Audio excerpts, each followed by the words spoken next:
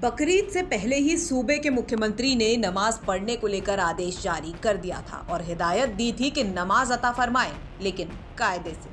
लेकिन कई लोगों को ये बात समझ नहीं आती।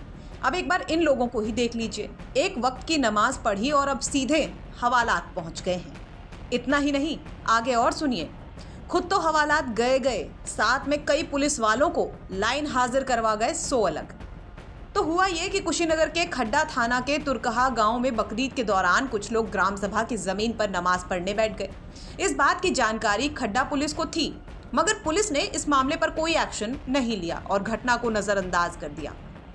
लेकिन इस मामले पर गांव के ही रहने वाले किसी क्रांतिकारी ने पुलिस को लिखित में शिकायत दे दी, जिसके बाद एसपी साहब का दिमाग घूम गया।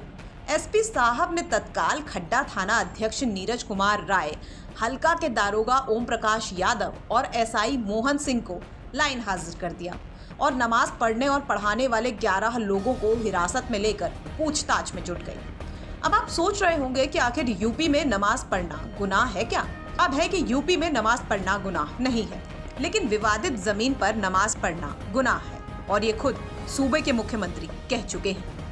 दरअसल आरोप है कि जिस जगह पर नमाज पढ़ी गई वहां ईदगाह बनाने की मांग की गई थी, लेकिन ग्राम सभा की जमीन पर ईदगाह बनाने की मांग खारिज कर दी गई थी, जिसके बाद उस जगह को विवादित माना जाने लगा और वहीं कुछ लोगों ने नमाज पढ़ने की ठानी।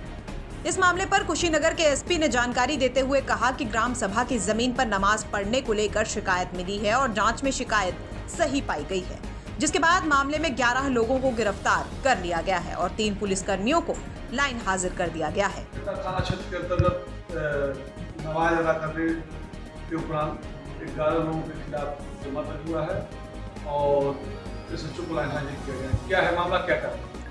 कल पुलिस को ये प्रार्थना पत्र प्राप्त हुआ था, इसमें ये बताया गया कि थाना खड्डा में ग्राम सभा की जमीन पर कुछ लोगों द्वारा नमाज अदा की गई है।